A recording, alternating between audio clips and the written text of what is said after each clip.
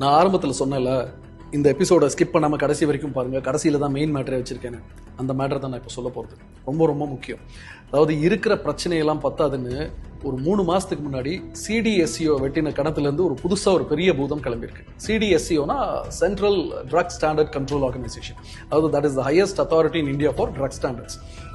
ஒரு மருந்து நல்ல குவாலிட்டியில் இருக்குன்னு சர்டிஃபிகேஷன் கொடுக்க வேண்டிய ஒரு ஹையஸ்ட் அத்தாரிட்டி வந்து இந்த சிடிஎஸ்சிஓ தான். அவங்க ரீசெண்டாக நடத்தின ஒரு ரேண்டம் டெஸ்ட்டில் 53 மெடிசின் பிராண்ட்ஸ் மாட்டிருக்கு. இந்த 53 மெடிசின் பிராண்ட்ஸும் என்ன மாதிரி மாட்டிருக்கு அப்படின்னா, The Central Drug Standard Control Organization, or CDSCO, has released its latest monthly drug alert list, flagging 53 drugs are not of standard quality, or NSQ. NSQ, not of standard quality. அதாவது இங்கிலீஷ்ல ரொம்ப சிம்பிளா சொல்லிட்டான், not of standard qualityன்னு. அவன் standard குவாலிட்டியில் இல்லை அப்படின்னு சொல்றதுக்கான அர்த்தம் என்ன அப்படின்னா, இந்த மருந்தை எல்லாம் சாப்பிட்டா ப்ரோலாங்ட் இல்னஸ் வரலாம், தீர்க்க முடியாத சில வியாதிகள் வரலாம் அப்படின்னு மீடியா ரிப்போர்ட் சொல்லுது. இந்த மெடிசின்ஸ்லாம் கண்டாமினேஷன்லேருந்து இன்கன்சிஸ்டன்ட் ஏபிஐ வரைக்கும் எக்கச்சக்கமான ப்ராப்ளம்ஸ் இருக்கு. இன்கன்சிஸ்டன்ட் ஏபிஐனா, அது ஏபிஐனா ஆக்டிவ் பார்மசூட்டிக்கல் இன்கிரீடியன்ஸ். ஒரு மருந்தை தயாரிக்கிறதுக்கு தேவைப்படுற முக்கியமான இன்கிரீடியன்ஸ். அந்த இன்கிரீடியன்ஸ் இன்கன்சிஸ்டண்டா இருக்கு. ஒரு சில மருந்துகளில் கூட இருக்கு, ஒரு சில மருந்துகளில் கம்மியா இருக்கு. இந்த 53 மெடிசின்ஸ்ல இந்த இன்கிரீடியன்ஸ் கம்மியா இருந்துச்சுன்னா மருந்து வேலை செய்யாது. இன்கிரீடியன்ஸ் அதிகமா இருந்துச்சுன்னா நாமளே வேலை செய்ய முடியாது, ஜோலி முடிஞ்சு போயிடும். அவ்வளவு டேஞ்சரஸான 53 மெடிசின்ஸ் தான் ரேண்டம் டெஸ்ட்ல சிடிஎஸ்சிஓ கண்டுபிடிச்சிருக்காங்க. இந்த மருந்துகள்லாம் மார்க்கெட்ல சர்க்குலேஷன்ல இருக்கு. That's the most important point. If I'm consuming vitamin D or a paracetamol, then how do I know? Because Monter LC is for allergies, I take it regularly. How do I know if my drug is of the right standard, that it's not spurious or of substandard? There is no way absolutely a consumer can know whether the drug is counterfeit or not, and neither the doctor can know. கேட்டிங்களா? கடையில் போய் ஒரு மருந்தை வாங்கினா அது சரியான மருந்தா தப்பான மருந்தான்னு நம்மளால இல்லை, ஒரு டாக்டரால கூட கண்டுபிடிக்க முடியாதுன்னு ஒரு டாக்டரே சொல்றாரு.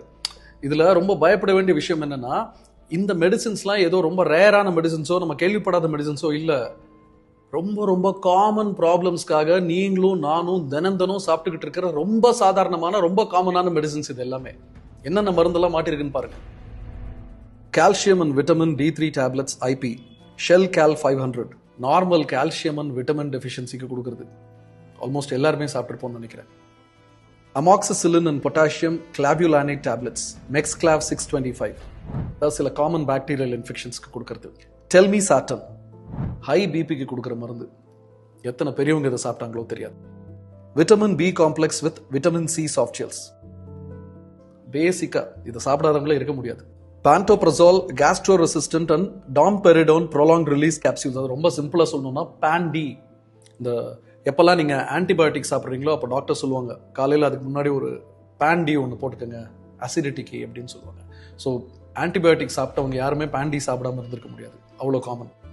மான்டேர் எல்சி கிட், இது குழந்தைங்களுக்கு கொடுக்கறது. இதை கூட விட்டு வைக்கலாம் அவங்க.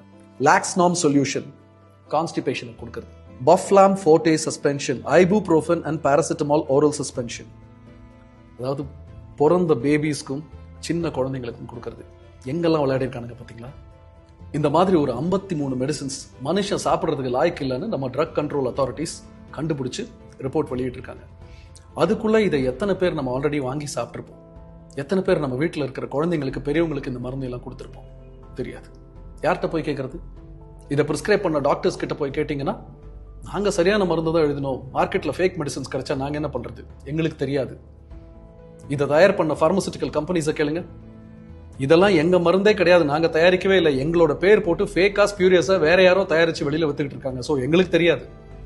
வாங்கின பார்மசியில போய் கேட்டா எங்க கடையில தப்பான மருந்தே கிடையாது, ஸோ எங்களுக்கு தெரியாது. தெரியாது தெரியாது தெரியாது, யாருக்குமே எதுவுமே தெரியாது. ஆனா எங்கேயோ யாரோ தெரிஞ்சே இந்த மருந்துகளை தயார் பண்ணிக்கிட்டு இருக்காங்க. எங்கேயோ யாரோ தெரிஞ்சே இந்த மருந்துகளை விற்கிறதுக்கு டாக்டர்ஸ்க்கு பணம் கொடுத்துக்கிட்டு இருக்காங்க. எங்கேயோ யாரோ தெரிஞ்சே இந்த மருந்தை எல்லாம் பிரிஸ்கிரிப்ஷன்ல நமக்கு எழுதிக்கிட்டு இருக்காங்க. எங்கேயோ யாரோ தெரிஞ்சே இந்த மருந்துகள் எல்லாம் பார்மசிஸ்ல நமக்கு வித்துக்கிட்டு இருக்காங்க. ஆனா நாம மட்டும்தான் எதுவுமே தெரியாம தினம் இந்த மருந்துகளை வாங்கி சாப்பிட்டுட்டு வாழ்வா சாவான்னு போராடிக்கிட்டு இருக்கோம். சம்பந்தப்பட்டவங்களை ஒன்னே ஒன்று மட்டும் நான் கேட்டுக்கிறேன், உடம்புக்கு முடியலன்னு தான் உங்ககிட்ட வரும். ஆல்ரெடி ஹெல்த் கேர் மெடிக்கல் எக்ஸ்பென்சஸ்ங்கிற பேரில் எங்கள் பணத்தை எல்லாம் உறிஞ்சி எடுத்துக்கிட்டு இருக்கீங்க, அது பரவாயில்ல. எவ்வளோ வேணாலும் தரோம், ஆனால் எங்கள் உயிரை மட்டுமாவது விட்டு வைங்க. ஏன்னா மறுபடியும் நாளைக்கு நீங்கள் கல்லா கட்டுறதுக்கு நாங்கள் வேணும்ல. It's without makeup with Vishwa.